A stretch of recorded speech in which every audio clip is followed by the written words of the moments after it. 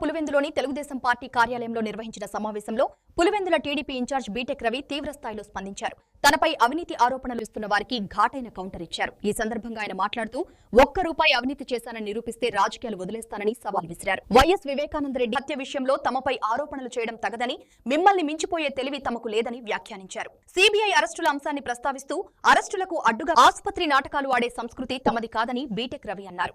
తాను మాట్లాడిన ప్రతి అంశానికి సంబంధం లేకుండా అవినాష్ రెడ్డి స్పందించడం సరికాదని విమర్శించారు. పులివెందుల హౌసింగ్ వ్యవహారంలో 10% అదనంగా నిధులు డ్రా చేశామని వాళ్లే ఒప్పుకున్నారని పేర్కొన్నారు.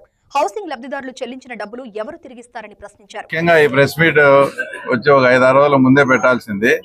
కొన్ని వేరే మనకు ఇంకా అంటే ఇతర ప్రాంతాలకు వెళ్ళి రావాల్సిన టైం కొంచెం ఇదైంది కాబట్టి కొంచెం 5-6 రోజుల తర్వాత పెట్టాల్సి వస్తుంది.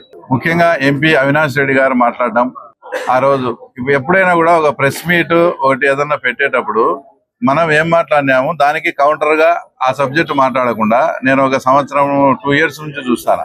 అవినాష్ రెడ్డి గారు కానీ వాళ్ళ మనుషులు కానీ నేనేదో ఒకటి మాట్లాడితే వాళ్ళు ఆ తర్వాత దానికి సంబంధం లేనిది మాట్లాడేది. అట్లా కాదు, నేను మీరు మాట్లాడిన పాయింట్స్ కే నేను సమాధానంగా కౌంటర్ అనేది ఇస్తా. ఫస్ట్ ఆయన వచ్చేసి హౌసింగ్ గురించి మాట్లాడినాడు. క్లియర్ గా అవినాష్ రెడ్డి గారు హౌసింగ్ గురించి మాట్లాడుతూ అతను ఎంత తప్పు మాట్లాడినాడు అనేది మీకు అర్థం కావాలా, పులిందుల ప్రజలకు కూడా అర్థం కావాలా. సాక్షాత్తు కాంట్రాక్టర్ వాళ్ళ మనిషి అని చెప్పినాడు. ఎవరు తోపదుర్తి ప్రకాష్ రెడ్డి మా ఎక్స్ఎమ్మెల్యే అని. ఆయనే కోర్టుకు పోయినాడని చెప్పినాడు, ఆయనే స్టే తెచ్చినాడని చెప్పినాడు. ఇప్పుడు ఇల్లు కట్టకుండా ఆయనే ఇంకో మాట ఏమన్నాడు, మేము ఎక్సెస్ వాళ్ళకు తెలియదు, మేము పులివెందుల వరకు తర్వాత ఎక్సెస్ పేమెంట్ ఇచ్చాము ఆయనకు అది తెలియక కోర్టుకు పోయినాడు. ఇక్కడ ఉండే హౌసింగ్ అధికారులు పులివెందులకు పేమెంట్ ఎక్సెస్ వచ్చిందని కౌంటర్ వేస్తే అది పులివెందుల నుంచి మినహాయింపు వస్తుంది, అప్పుడు ఇల్లు కట్టుకోవచ్చు అని చెప్తాడు. ఆయనకి ఏమన్నా మళ్ళీ నన్ను ఏదో బుర్ర ఉందా లేదా అంటాడు. అతను మీ మనిషి అయినప్పుడు నిజంగా అతను కోర్టుకు వెళ్ళేటప్పుడు ఆల్రెడీ పులివెందుల పేమెంట్ అంతా అయిపోయిందయ్యా, నువ్వు పులివెందులను మినహాయించి కోర్టుకు పోవని అతనికి చెప్పాలా. అతనికి చెప్పింటే ఆ తర్వాత ఈ రోజు ఇక్కడ పనులన్నీ సక్రమంగా జరిగాయి. ఏంది హౌసింగ్ వరకు దాదాపు 8,000-9,000 ఇండ్లు ఇబ్బంది పడుతున్నారు. అట్లా కాకుండా ఆయన కోర్టుకు పోయినాడు, వాళ్ళే స్టే తెచ్చారు, ఎక్సెస్ పేమెంట్ ఇచ్చినా అంటున్నాడు. ఇప్పుడు నిజంగా పులివెందుల్లో ఉండే వైఎస్ఆర్ కార్యకర్తలు వాళ్ళని దేంతో కొట్టడంలో అర్థం చేసుకోవాలి. ఎందుకంటే వాళ్ళు పాడాలో ఇంకో చోట బిల్లులు చేసి బిల్లులు రాలేదు మొయ్యో కుయ్యో మరో అని మొత్తుకుంటుంటే వాళ్ళకు బిల్లు ఇవ్వకుండా ఈయన పనిచేసిన దానికల్లా ఎక్సెస్ పేమెంట్ ఇచ్చారని స్వయంగా అవినాష్ రెడ్డి గారే చెప్తున్నారు.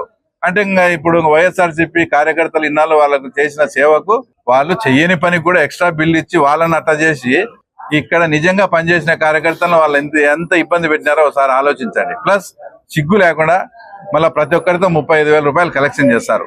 లేడీస్ అని చూడకుండా వాళ్ళను ఒత్తి సతాయిచ్చి డ్వాక్రాల వాళ్ళే లోన్లు ఇప్పించి కొందరికి చేసి నిర్దాక్షిణ్యంగా 35,000 రాబట్టారు. ఇప్పుడు ఇండ్లు కట్టిస్తే ప్రభుత్వం దగ్గర డబ్బు ఉంటే వాళ్ళకి పేదలకు ఇండ్లు కట్టేయాలి, లేదంటే లేదు. వాళ్ళతో 35,000 కలెక్షన్ చేసి ఇండ్లు కట్టడం ఏంది? అదొక తప్పు. కోర్టుకు పోవడం మీ మనుషులే, వాళ్ళదొక తప్పు. ఎక్సెస్ పేమెంట్ ఇవ్వడం ఇంకో తప్పు. ఈ రోజు మేము అన్ని సెటరైట్ చేసి ఆ ఇండ్లు పూర్తి చేయాలంటే ఎక్సెస్ పేమెంట్ ఇచ్చింది ఎవరు? అవినాష్ రెడ్డి కడతాడా? చెప్పమనండి. మేము ఇప్పుడు ఆ ఇండ్లు రెడీ చేసేదానికి మేము ఎంత శ్రమిస్తామంటే ఆ ఎక్సెస్ పేమెంట్ ఇచ్చి సచ్చినారు వీళ్ళు. ఆ ఎక్సెస్ పేమెంట్ తోపదుర్తి ప్రకాష్ రెడ్డితో అవినాష్ రెడ్డి కట్టిస్తాడా, లేక ఏమైనా సొంతం డబ్బు కడతావా? నువ్వు జగన్ రెడ్డి మా మొత్తం కొట్టేసిన డబ్బులన్నీ ఉన్నాయి కదా, మరి ఆ గ్యాప్ అమౌంట్ మీరు ఫిల్అప్ చేయండి, ఇక్కడ మేము అవి కంప్లీట్ చేస్తాం. కాబట్టి క్లియర్ గా అందరికీ అర్థమవుతుంది ఈ ఇల్లు నిలబడేదానికి వాళ్ళ పార్టీకి చెందిన కాంట్రాక్టర్ కోర్టుకు పోవడం వల్ల వీళ్ళు ఎక్సెస్ పేమెంట్ ఇచ్చినందువల్ల తర్వాత క్లియర్ గా మనకు అర్థమవుతుంది. ఆ తర్వాత ఆయన అంటాడు ఆయనకు బుర్ర ఉందా లేదా అని. నాకు నిజంగా నీ అంత బుర్ర లేదు. ఎందుకంటే మీ మాదిరి బుర్ర అంటే ఏమీ తెలియనట్టు మీ మనిషిని మీరే ఇంట్లో చంపేసి ఏమీ తెలియనట్టు జమ్మలవడకు పోతా శివప్రకాశ్ రెడ్డి అన్న ఫోన్ చేసి ఉంటే నేను వచ్చినానని ఆడ చూచానే దానికి ఒక బ్లడ్ వామిటింగ్స్ అని ఒక కొత్త పేరు పెట్టి అవన్నీ రక్తం అందరినీ తుడిపించి ఆ కేసును మా మీద వేయాలని చూసేంత బుర్ర అయితే ఆ తర్వాత వాస్తవంగా మాకు లేదు. ఇంకోటి సొంత తల్లిని అడ్డం పెట్టుకొని నిన్ను అరెస్ట్ చేస్తా అంటే ఏ సంబంధం లేని సొంత తల్లిని అడ్డం పెట్టుకొని కర్నూలు హాస్పిటల్లో నువ్వు చేసిన హంగామా తర్వాత నీ అంత బుర్ర వాస్తవంగా నిజంగా మాకు లేదు నాయన, నీకే మంచి బుర్ర ఉంది మాకన్నా. తర్వాత డిగ్రీ గురించి మాట్లాడాడు, ఏది బోగస్ బీటెక్ బోగస్ అని. అసలు మీకు తెలిసిన లేదో కర్ణాటకలో ధార్వాడ్ యూనివర్సిటీ నుంచి computer science first class degree తీసుకున్నా. ఫస్ట్ క్లాస్ డిగ్రీ అంటే మీ అన్న మాదిరి ఫస్ట్ క్లాస్ కాదు, మాది నిజం ఫస్ట్ క్లాస్ డిగ్రీ. కావాలంటే ఎంక్వైరీ చేసుకో. మా క్లాస్మేట్ మా రూమ్మేట్ బండి శంకర్ రెడ్డి అని మీకు కూడా బాగా తెలుసు, మొన్న కూడా జగన్ రెడ్డిని పరిచయం చేసినారు. ఆ తర్వాత మా శంకరెడ్డిని అడుగు, నేను ఫస్ట్ క్లాస్ లో పాస్ అయిందా, బోగస్ డిగ్రీనా, నా నిజం డిగ్రీనా అని. ఏంటంటే అది ఆ డిగ్రీలన్నీ మీ అన్న డిగ్రీల మాదిరి అనుకుంటే అది చాలా పొరపాటు. తర్వాత ఇంకోటి మాట్లాడితే ఆయన ప్రెస్ మీట్ లో 4 సార్లు 5 సార్లు రాజశేఖర రెడ్డి పేరు వాడినాడు. రాజశేఖర రెడ్డికి మీరు అంతో ఎంతో ఏదో ఉంటే బంధుత్వం ఉంది, మీరు వారసులు, మీరు మాట్లాడతారంటే అర్థం. మాకు ఏ సంబంధం లేని వాళ్ళు మేము చెప్తున్నాము, రాజశేఖర రెడ్డి ఈ ప్రాంతంలో పుట్టినందుకు ఈ ప్రాంతం రుణం అంతో ఎంతో తీర్చుకున్నాడని మేమే చెప్తున్నాం. మీరేం చెప్పేది? రాజశేఖర రెడ్డి తర్వాత 2019 నుంచి 24 మధ్య మీరేం చేసినారు? అది కదా మా పాయింట్. ఏది కంప్లీట్ చేసినారు? అన్ని అసలు లాస్ట్ కు మీరు మీ సొంతం ఇంటికి పోయే బాక్రాపురంలో సిమెంట్ రోడ్లు కూడా వేసుకోలేకున్నారు. ఇప్పటికే పెండింగ్ ఉండి యాక్సిడెంట్ జరుగుతున్నాయి. మీరు ఎందుకు కంప్లీట్ చేయలేకపోయినారు? ఒక ముఖ్యమంత్రి కాబట్టి తాగునీటి సమస్య ఎందుకు? మళ్ళీ ఏం చెప్తారు, స్కీమ్ కంప్లీట్ చేసేదానికి మేము ఆర్డీఓకి రిప్రజెంటేషన్ ఇచ్చామని. ఆర్డీఓ దగ్గర క్లియర్ గా రిప్రజెంటేషన్ పేపర్ ఉంది మా దగ్గర. మున్సిపాలిటీలో తాగునీటి సమస్య ఉంది, దాన్ని తీర్చమని. మున్సిపాలిటీని పరిపాలించేది మీరే, 40 ఏళ్ల నుంచి పాలకులు మీరే. అట్లాంటప్పుడు ఆర్డీఓ గారు ఏం చేస్తారు? మీరు ఎంపీగా ఉన్నారు, మీరు డిడిఆర్సీ మీటింగ్ లో పోయి మాట్లాడాలా, జిల్లా పరిషత్ మీటింగ్ లో పోయి మాట్లాడాలా. అది మాట్లాడి నిజంగా సమస్య ఉంటే తేవాలా. ఊరికే బురదత లేదానికి వాళ్ళ దగ్గర పోయినప్పుడు మేమేమన్నాం, 40 ఏళ్ల నుంచి మీరే పరిపాలిస్తున్నారు కదా, తర్వాత మీరే మళ్ళా నీళ్ళ సమస్య అని చెప్తే ఏమంటారు? దానికి ఏదో మొత్తం ఇంత పెద్ద రాజధాని. అసలు రాజశేఖర రెడ్డి పేరు ఎత్తేదానికి మీకు ఏమన్నా అర్హత ఉందా? వైఎస్ఆర్ పార్టీ లోగోలోనే రాజశేఖర రెడ్డి పేరు తీసేసి జగన్ పేరు పెట్టినారు. మీరు ఆయన మాట్లాడేదానికి అర్హతే లేదు. ఇంకా ముఖ్యంగా వాళ్ళ తమ్ముని చంపినారు. ఆ కేసులో మీరు ముద్దాయిలుగా ఉన్నారు. ఇంకా మీరు ఆయన గురించి ఎట్లా మాట్లాడతారు?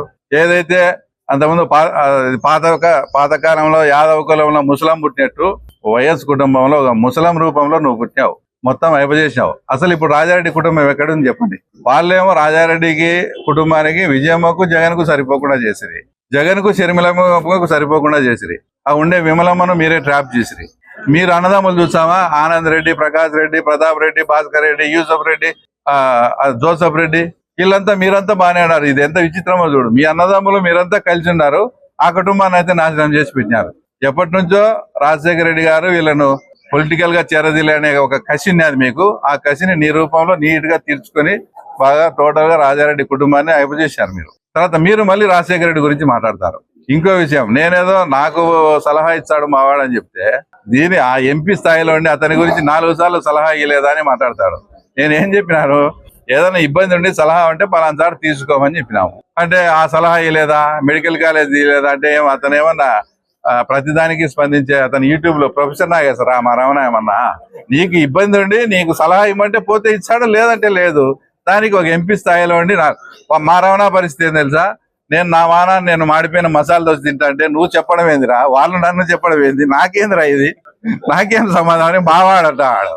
అయినా ఇంకోటి, రమణ అంటే మీ మనిషి అనుకునే. నేను ఎప్పటి నుంచో రేడియో నారాయణ గారి కుటుంబం అంటే వైఎస్ కుటుంబం, మీ మంచి అని చెప్పిన మీరు రమణ మీద ఇంత ఇది మళ్ళీ అక్కసు పెట్టుకుంటారని కూడా అసలు నేనైతే అనుకోలేదు. ఎందుకంటే ఇంకో ఆయన మాట్లాడతాడు, రమణకు రాజకీయం అసలు ఫస్ట్ మండల ప్రెసిడెంట్ వచ్చిన తర్వాత మా రమణ వాళ్ళ మిసెస్ వచ్చి పులివెందుల మండలాధ్యక్షురాలు, వాళ్ళకు రాజకీయం అవగాహన లేదు, మాకు అది లేదని ఆయన మున్సిపల్ చైర్మన్ మాట్లాడతాడు. నాకు తెలిసి రాజశేఖర రెడ్డి గారు, నేను అప్పుడు చిన్నప్పుడు రమణ మేము చదువుకునేటప్పుడు వాళ్ళ ఆఫీసులో వచ్చినప్పుడు రమణ వాళ్ళ ఆయన నారాయణ సార్ అని అంటున్నాడు. సగం రాజకీయం అంతా వాళ్ళ ఆఫీసులోనే జరిగింది. అలాంటి కుటుంబం వాళ్ళది.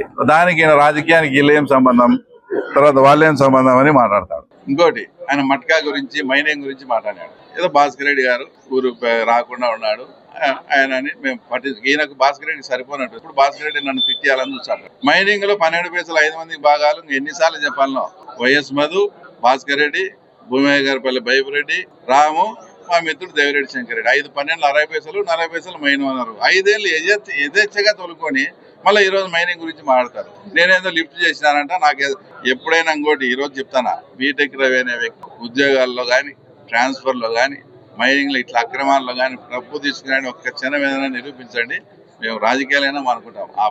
అది ఎప్పటికీ జరగదు.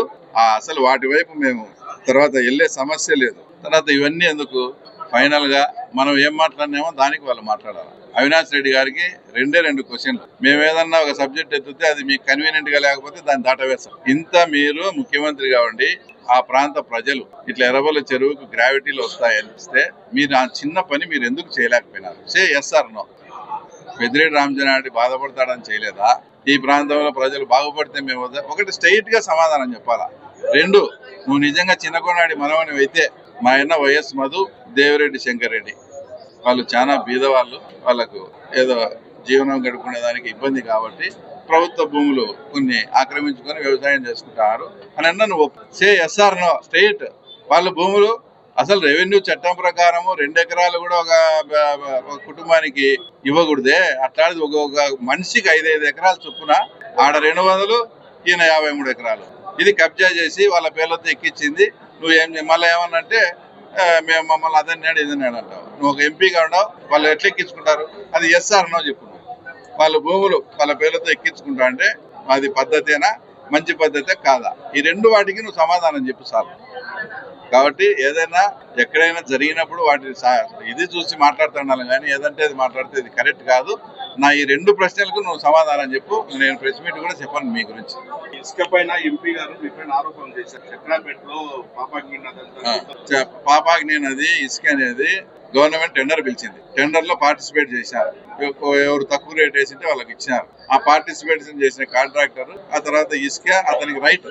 అతను మన స్టేట్ లో ఎక్కడైనా తోలొచ్చు కదా, ఇసుక స్టేట్ లో ఎక్కడైనా తోలొచ్చు, అదర్ స్టేట్ కి పోకూడదు. అక్కడ వాళ్ళు ఎవరు బండ్లు వచ్చారంటే వాళ్ళు గవర్నమెంట్ పెట్టిన రేటు ప్రకారం మార్జిన్ పెట్టుకొని ఇస్తారు. దాంట్లో ఇప్పుడు పన్నపల్లె కాడ ఏం లేదు, రీచ్ లేదు.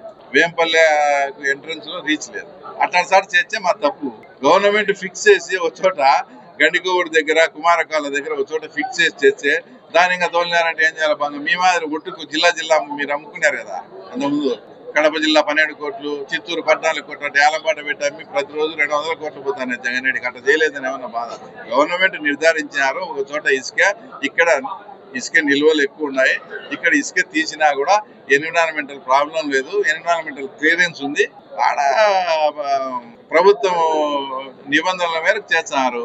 నిబంధనలు అతిక్రమించే అతను ఫైట్ చేయమను, దానికి మేము రెడీగా ఉంటాం. అంతేగాని ఊరికే ఇసుక తోలుతారంటే ఎందుకు తోలిస్తారు? అట్లయితే మేము పానపల్లిలో తోలము. ఇంకా ఏదనంటే మట్కా జూదాల గురించి మాట్లాడతాం. అసలు నేను నిజంగా చెప్తాను, ఈరోజు బర్త్డే ఎవరిది? మా సంజీవ్, వానికి కోడి పందెం అంటే ఇంట్రెస్ట్. అంటే పందెం ఇంట్రెస్ట్ కాదు, వాడు చికెన్ తినాలని, మేసిన కోడి తినాలని ఇంట్రెస్ట్ అంతే. దానికోసం ఓ రోజు పెట్టుకుంటే కూడా డిఎస్పీ వాళ్ళు అడిగితే వానికి ఎంతో ఇష్టమైనది అది కూడా నేను మానిపించాను. ఈ మధ్య ఎప్పుడన్నా అట్లా క్యారెక్టర్ మాది. జూదం కాడ కానీ ఆ తర్వాత ఇంకో చోట కానీ. మట్కా గురించి మీరు మాట్లాడితే మట్కా అసలు 2వ తాడిపత్రి ఏందని గత 5 ఏళ్ళు అందరికీ తెలుసు. 20-25 లక్షలు కలెక్షన్ అయితే అనేది 5 ఏళ్ళు ఆ డేనేన్ అనే పిల్లలతో ఫ్లెక్సీలు కట్టించింది వాస్తవమా కాదా? ఇంకా మీరే మళ్ళా మట్కా గురించి మాట్లాడితే ఎట్లా? కాబట్టి ఎన్ని వాస్తవాలు తెలుసుకొని ముందు నేను అడిగిన ఈ 2 ప్రశ్నలకు సమాధానం చెప్పండి ఎంపీని. రైట్.